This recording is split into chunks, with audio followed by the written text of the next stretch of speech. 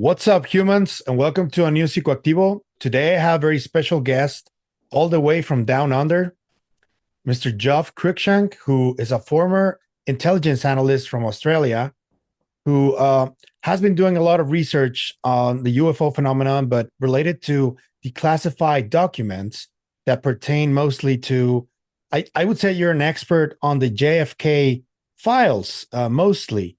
Would that be a fair assessment? Welcome to the show, Geoff. How you doing? Yeah, thanks, Pavel. Thanks for having me on. Funnily enough, a lot of my research into propulsion systems of UFOs have also bled into JFK assassination files, and some of the people involved were also involved and witnessed firsthand, I might add, UFOs, be it as bomber crews in World War II or scientists that were actually engaged by the CIA to reverse engineer the stuff they'd found not only at Magenta in Italy, 1933, Cape Girardeau, 1941, Roswell, 1947, and the Aztec crashes, 1948, and other ones. And well, right now, as you guys know, last week, Donald Trump signed the declassification of all the files, I would think, but there's a caveat to that, right? Because there's something happening behind the scenes that we may not get everything. Is that a fair assessment? What President Trump actually did was quite smart, because he's given the Attorney General and the Director of National Intelligence 15 days to come up with a plan on how they're going to release all the JFK files. And that has exposed the mechanisms of the deep state, because the acting DNI was Stacey Dixon. She got fired because she was doing deep state stuff. She was trying to stop Tulsi Gabbard from becoming confirmed as the DNI. So Trump got rid of her and put someone else in there. So this mechanism has exposed the deep state at work. Do you think Tulsi becoming DNI will help the cause and maybe get everything declassified? Because she hasn't been confirmed yet. She's going to be confirmed this week, if I'm not mistaken, right? Yeah, that's correct. As well as Pam Bondi, who's Trump's pick for Attorney General. But the thing is, if they don't do it Trump's way, it'll be catastrophic disclosure. They'll just lay it all out there. So ball's in their court. It's up to them how they want to do it. That's pretty much what's happening. Let's hang in to that term that you just said, because it's being thrown around so much over the last months. Catastrophic disclosure. In your opinion, what would that look like in the context of the release of these files? Certain groups, unelected, faceless bureaucrats, orchestrated the assassination of their commander in chief. So, for the United States standing in the world, that would be catastrophic. And there's always been this correlation between the JFK assassination, and you wrote an article on the Liberation Times just about a month ago, where you talk about the bluegill triple prime nuclear test, that an object fell when that test was conducted, and presidential advisor Harold Malmgren was briefed on that. And you wrote that President Kennedy at the time, which was 1962, was also briefed, and he visited Los Alamos alongside Malmgren. What else can you tell us about that? Because that would give them motive to potentially, if the assassination had anything to do with that, that would give them motive that he was briefed, he knew about it. What else can you tell us about that? Well, pretty much it forced the CIA's hand, because they weren't in the loop when that happened. It was a full military operation conducted with the Atomic Energy Commission. So a year prior, Kennedy had pulled Dulles into his office on the 28th of June 1961 and said, I want to know everything about this MJ-12 project you got going and the psychological warfare implications that have. Dulles refused to tell him. On the, I think it was the 14th of November, Dulles responded and said, yeah, it's classified under the Atomic Energy Act of 1954 and the as a president, you don't have a need to know about it. So obviously Kennedy sacked Dulles, Cabell, and Richard Bissell after that. But then in 1962, October, in the middle of the Cuban Missile Crisis, they shot down a UFO that was tagging along with the ICBM's re-entry vehicle, and that was the third time it had happened within the last month or two. There was the Atlas 8F on 9th of September 1962, which is, it's in the National Archives that there's something following the RV at Mach 18, and the Office of the Secretary of Defense has actually put that on them themselves. They've said it's a UFO. So that basically cut the CIA out of the loop, and it forced James Angleton, who was the compartment controller of the whole UFO subject for the CIA. He had to come clean, or otherwise that would have given Kennedy more opportunity to disband the CIA. So Angleton was forced to brief Kennedy during the missile crisis because of what they shot down during Bluegill Triple Prime. And that eventually, well, you're telling me basically that the villain of this story, if you can name someone, has been the CIA all along. And there's an article that you shared with me written by Jefferson Morley that talks about how releasing the JFK files is not going to be pretty for the CIA. What can you tell me about that? What is it that is so terrible that would make it so catastrophic? Being specific, because you told me that my country, Mexico, was somehow involved in all of this. And I want to know what you have to tell us about that. Unfortunately, Pueblo, Mexico is very much involved in this whole sad episode. Mexico City was where the funding for the Triangular Fire Team, the assassination team that the CIA had developed under Richard Nixon when he was vice president. He orchestrated that. Not sure if President Eisenhower knew that, but Nixon set that up as Operation 40, or the special group as they called them. Danny Sheehan talks about this in his excellent interview with Danny Jones about Clint Murchison Jr. had a ranch in Jacara, Mexico, where the Triangular Fire Team, where they set shooters around various, triangle around a target, so there's like crossfire. They were training in Mexico, and the money was laundered through the Marcelo Mafia group through Louisiana to Florida, and then wired down to, I think it was Banco Internacional in Mexico City. And the funding from there was piped up to the assassination team. And the station chief of Mexico City was a guy named Wynne Scott. He was a OSS veteran from World War II. He ran the London station. He had a compartment in the CIA station in Mexico City called LI Tempo. LI was the bigram of the compartment, and Tempo was the actual name of the operation. And he'd cultivated the Mexican president, Mateo, at the time. He was one of his informants. Alan Dulles actually traveled to Mexico City before the assassination and asked Mateo to help in eliminating Castro. And Mateo said, there's a lot of sympathy for Castro in Mexico. So we can't do anything overt, but if you want to do something under the table, I'll turn a blind eye. That's pretty much how it got set up. Whoa. That's wild. Okay, so how does this relate to Oswald? Because that I think that there was someone impersonating him.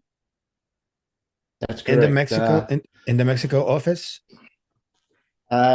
Apparently, the story was that Oswald was trying to get to Cuba, so he jumped on a bus from Laredo, Texas, and went down to Mexico City and went to the embassies. At first, he went to the Cuban consulate, and they directed him to the Soviet embassy. the CIA station down there had cameras and audio taps of the phone calls. So they heard Oswald on the phone and then filmed or photographed him in the embassy. Now, the photo that was shown in the Warren Commission was obviously not Oswald, and it wasn't publicly released.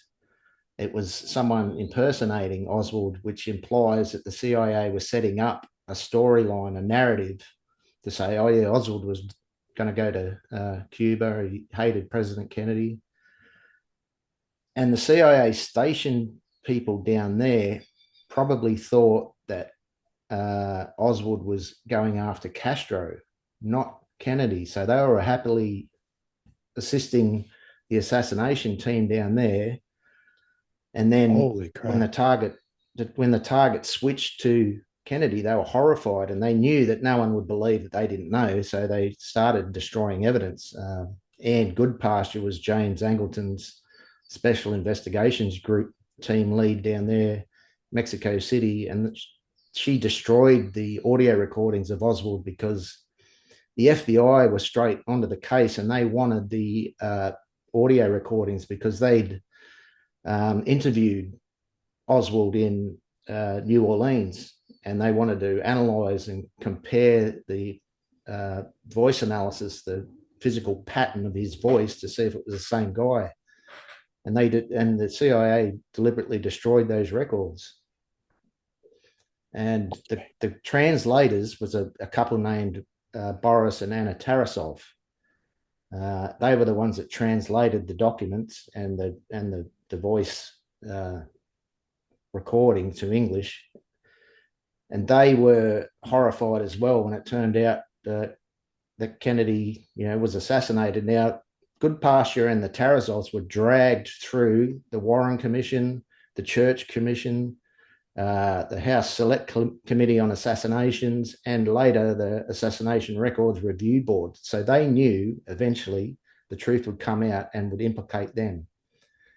So Boris Tarasov had the Majestic documents, and he started leaking them.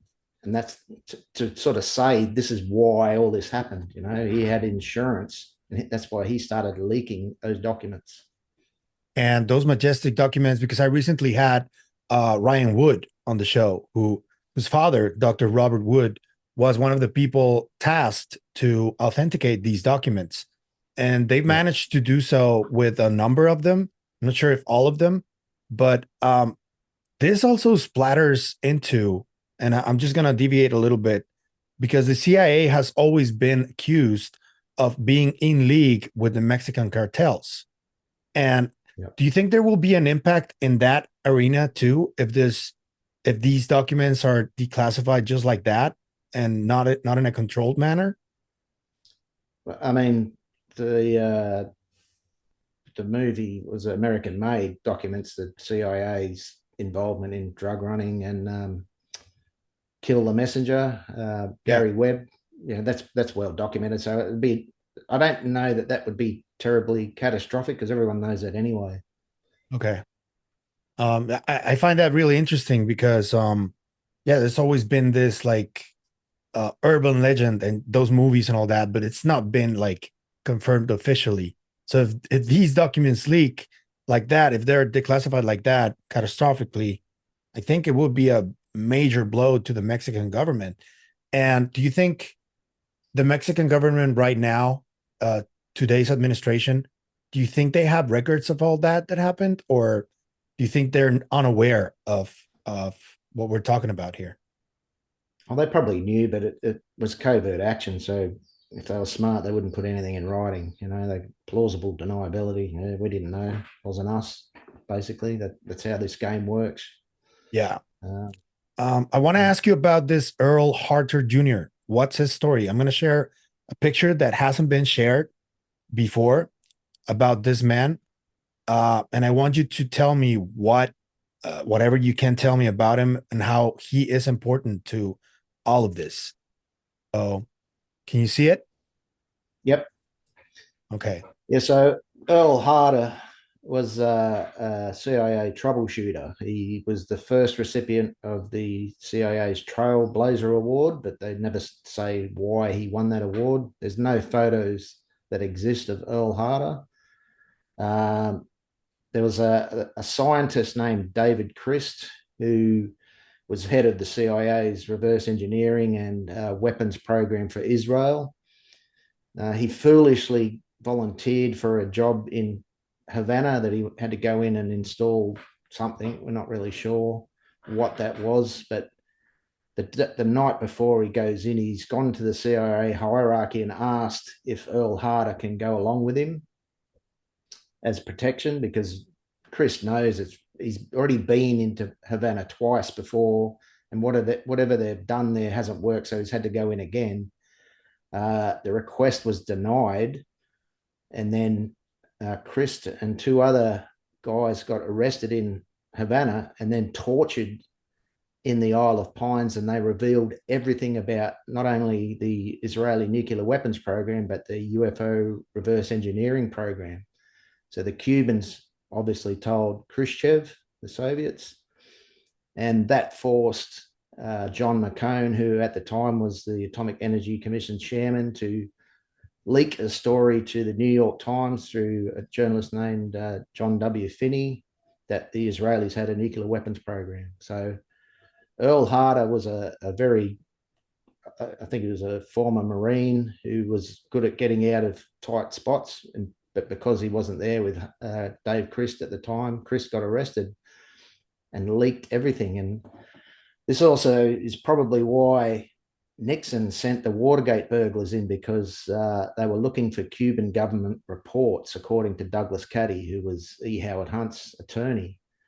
And those Cuban government reports probably documented the Nixon's involvement in the Israeli weapons program and potentially UFO reverse engineering projects. And this is Chris right here, right? It's Dave Christ there. Yep. Okay. Yep. And you mentioned McCone, and I think that's also an important name to remember because of a specific redacted document that I'm going to share with you right now. What can you tell us about this one? Because this one is in the lore of UFO mythology, and Yep. there's always been debate on whether it's real or not. What can you tell us about this one? So that was a directive to the Director of Counterintelligence, and that's a word that's redacted there after the Director. Memorandum for the Director of Counterintelligence, the Central Intelligence Agency. So that's James Angleton this directive is for. So it's telling Angleton, and Angleton had his own CIA within the CIA. It was called the Special Investigations Group. He had his own files. He had 40 safes with his own filing system. When he was forced to resign in 1974, he didn't give anyone the keys to those safes, and they had to get safe crackers in to crack them. It took them 3 years to go through his files. So Kennedy here is asking Angleton to give up all his secret files and share them with the Soviets. The marginalia writing there you can see is actually the handwriting of Timothy Cooper, who was the recipient of the Majestic documents originally. Now, he's redacted all this writing down the bottom, but I think he realised he's gone too far, and he's written in the margin, response from Colby. Angleton has the MJ directive, and that's on the 20th of November, 1963. So that's only 2 days. 8 days later. Well, it's only 2 days. Yeah, 8 days later that they've signed that, but they already had the assassination team ready to go well before that. They were just, it was toing and froing between Colby and Angleton about if they were going to actually execute this program that is the burned memo. That's the MJ directive that they're referring to. So yeah. So all of this, man, this seems to be like the next 10 days or so gonna be like essential for the future of this story and maybe I dare say humanity. But I want to ask you though, what does your gut tell you about what's going on right now and what could happen? Because let me give you a little context. What I see is happening right now is there's a lot of people within various governments that are already aware that this is real. There was a part of them that didn't know, but now it's pretty much in the open. And there seems to be like this power grab struggle going on between different groups within each government. And I'm not sure what will happen because the idea of releasing all of this information has to do with breaking a paradigm. We're supposed to do a paradigm shift, and that includes the materialistic paradigm. But what I see is that they're clinging onto it, this materialistic paradigm, and they're trying to weaponize things and trying to perpetuate the war and the conflict. What does your gut tell you with all of this context that seems to be going on? What do you think will happen?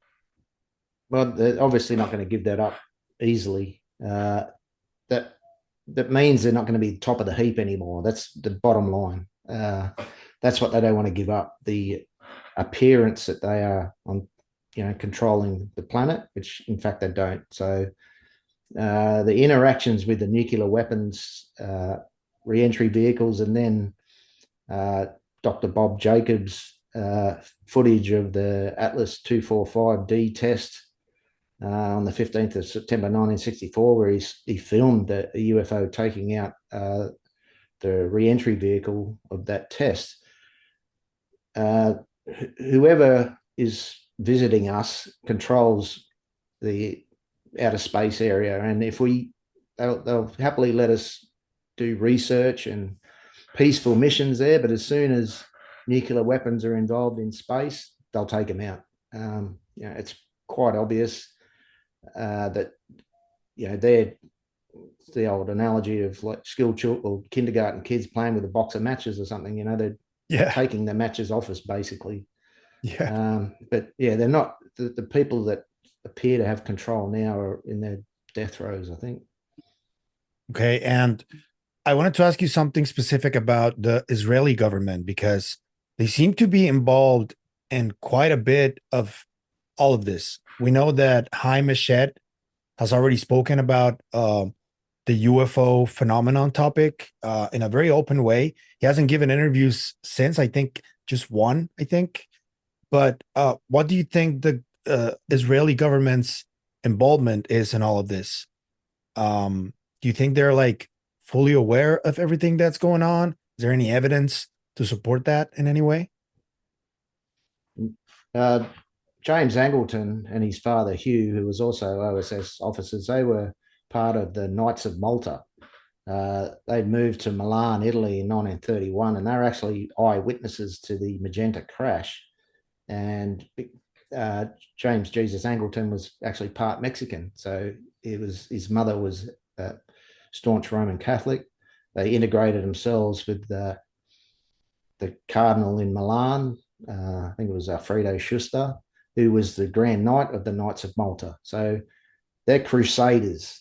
They want to, the Crusades went to Jerusalem and the Lebanon to restore the temple, basically. And that's what Angleton was doing. And whatever they found after Roswell and whatever the Dead Sea Scrolls said in 1947, that precipitated the creation of Israel in 1948. And there's memorials to James Angleton in Jerusalem. So I think it's a biblical type thing. Back in the day, the visitors were interpreted as angels and demons. And that's where it's heading. That the Vatican actually knows far more than it's letting on. And what they found in the Magenta crash in 1933, they forced the Roman Catholic Church to sign an agreement with the Reich, called the Reichskoncord, and it's still in force today. So the Nazis, through a guy named Eugene Dolman, who was a interpreter for Himmler at the time, they said to Cardinal Pacelli, who signed the Concordat, you better sign this or we're going to reveal the existence of the creatures we found in the Magenta crash and your church will be destroyed. So here, sign this. And Pacelli actually went on to become Pope Pius XII, and Dave Grush mentioned his name. And Pope Pius was, he consecrated a guy named Francis Spellman, who was the abbot for the cardinal for New York, and also visited Roswell crash site a few days after it happened at the behest of General Nathan Twining.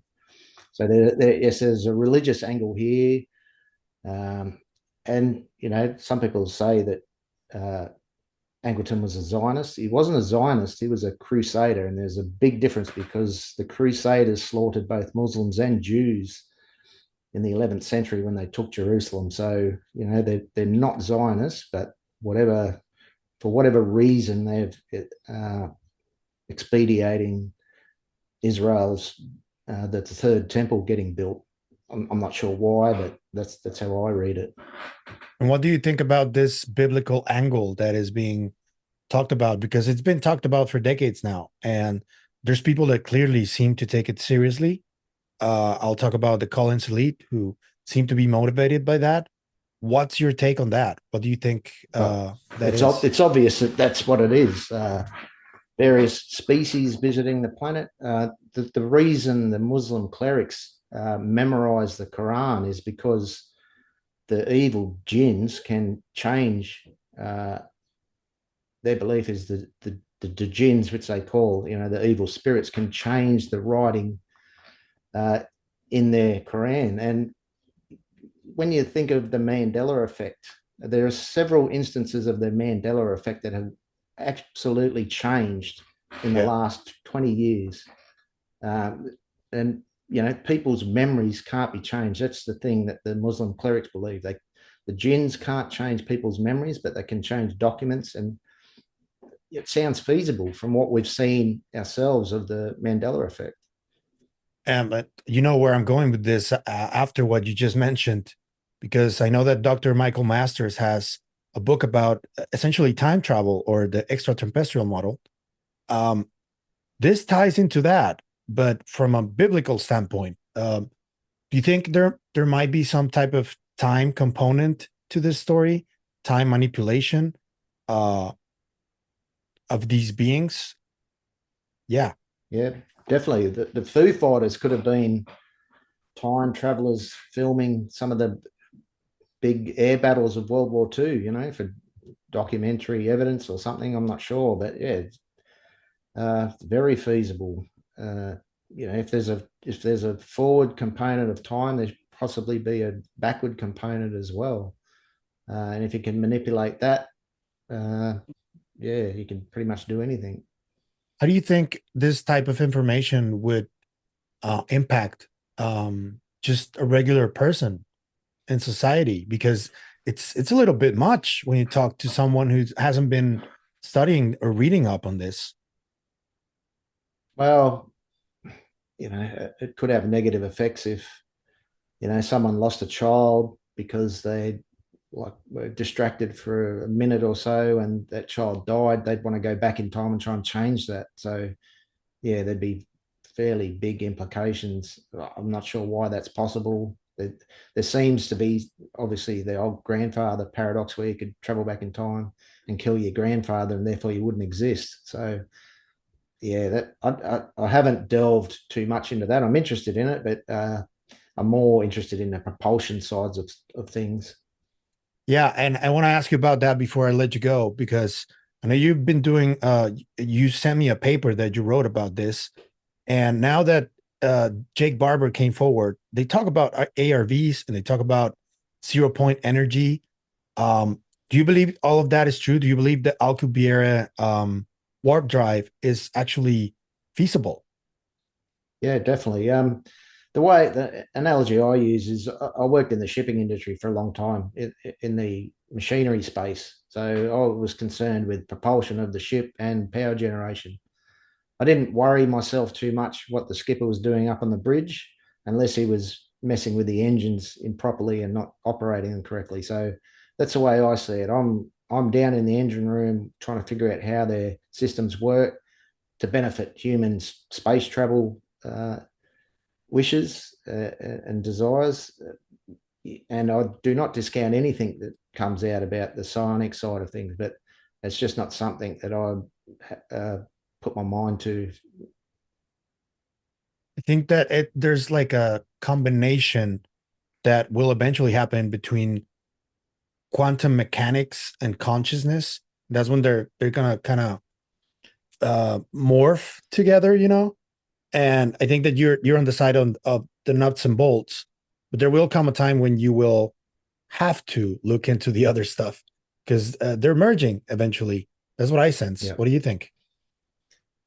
Well, unfortunately, after Jake Barber's interview and his talk about twins and quantum mechanics, I looked into Joseph Mengelé's experiments, and to be honest, it made me physically sick what that guy was up to in World War II, and that was the quantum entanglement of twins. And Jared Posner's written a book that documents everything. And Mengele was a narcissist and liked his polished boots and tidy uniforms and that. And then the Americans captured him and supposedly accidentally let him go. And he worked as a farmhand for 4 years. I just don't believe that a guy that was that fastidious about his appearance and a germaphobe would work as a farmhand. I think he worked for the United States government trying to crack this nut.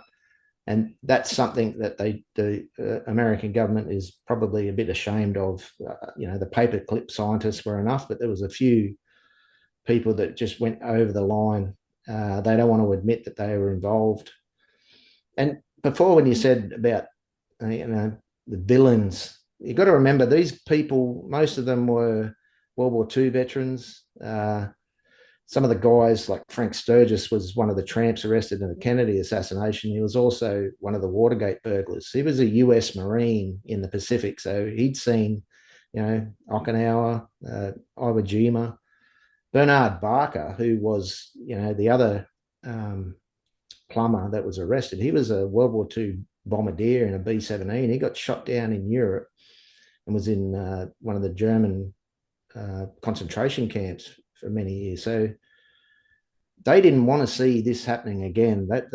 They were trying to avoid that. Even E. Howard Hunt, he was an OSS guy that was on a mission in China behind enemy lines, and one of his partners got captured, and he had to listen to that guy get skinned alive by the Japanese that night. So these guys are traumatized, and they think they're doing the right thing, but in hindsight now, Kennedy was going against what they thought was the right thing, so they took him out, basically. So the real villains, I suppose, were the Nazis and that story, but they also thought they were doing the right thing, which I want to ask you about that. It's kind of French topic, but I want to get your perspective on it because I know Peter Levenda has written a lot about how the Nazi Party has had influence in the American government and other governments, even after the Second World War ended. We know that Project Paperclip took some scientists that created NASA, essentially. Do you think that the Nazi influence is still there in any way? And how so, if it is? Well, that movie, The Sum of All Fears, Tom Clancy movie, that was the basic premise. The Georgia Guidestone said that the human population of the planet had to be below 500 million, and it's never been revealed who actually commissioned the Georgia Guidestones, but they got blown up a year or two ago by someone. About 2 years ago, yeah. Yeah, the rubble was removed, so that sounds like there is a Nazi style eugenics system in the background. You can bet the 500 million that they choose, most of them would be 100 million billionaires or millionaires and 400 people to serve them. So, they showed their hand a little bit there by carving it in stone, and then they realized they had to blow it up. So, money corrupts people's thinking. Who knows what they got in mind? I've just seen an article today about the amount of bunkers that are getting built by billionaires. So obviously they think something's coming to a head. Do you think they cracked anti-gravity before the 60s?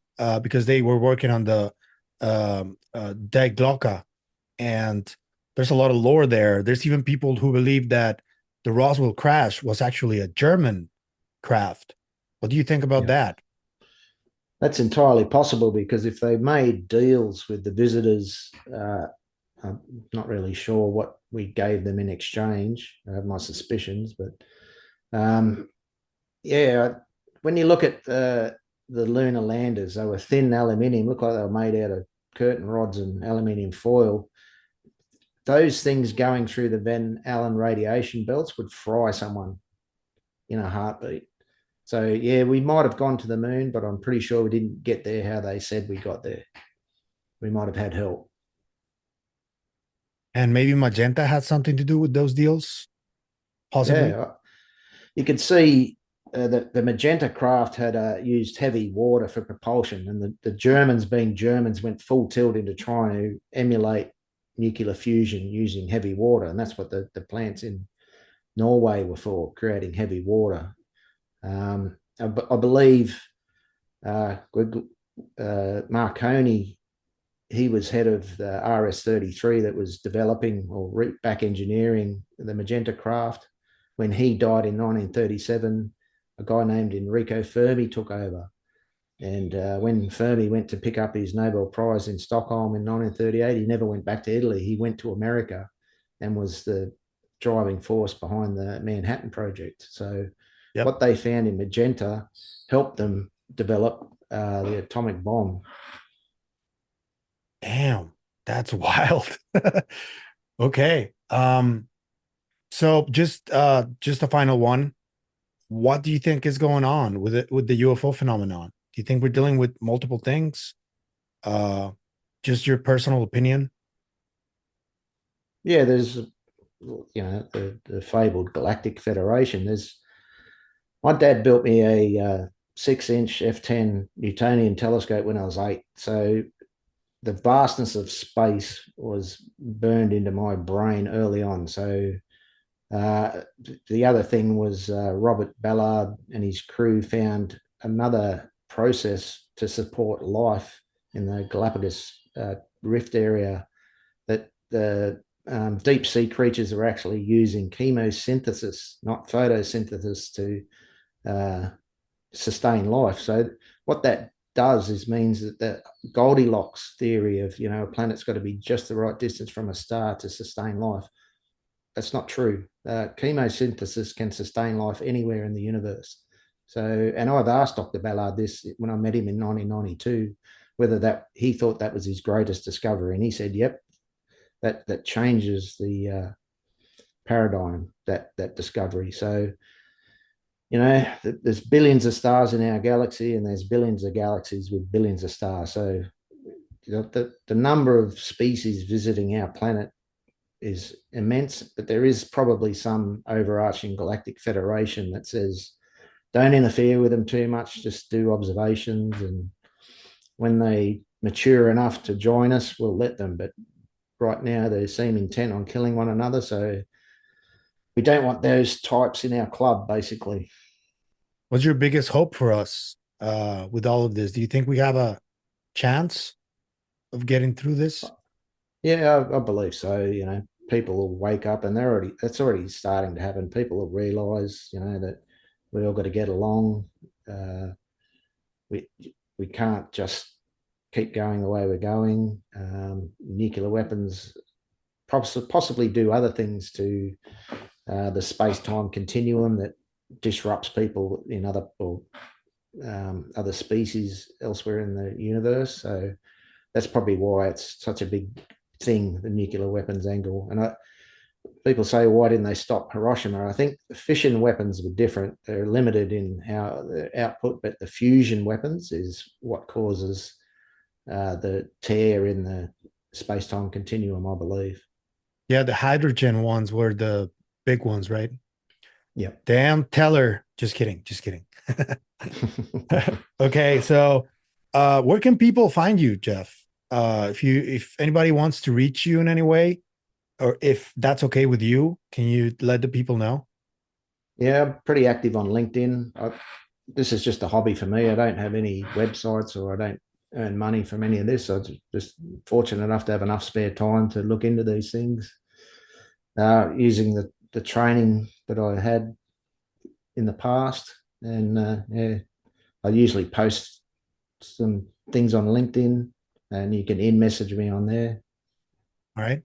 And after the uh, files are released, I would like to talk to you again so we can see where we are. Is that okay with you? Yep, sure, that'd be excellent. All right, Jeff. Thank you so much for your time, man. And I hope it all works out for us. Seems like a Yeah, momentous occasion, right? I think we'll be fine, Pavel. I hope so, man. Thank you, Jeff. Have a good one. Bye, people. You too. Take care.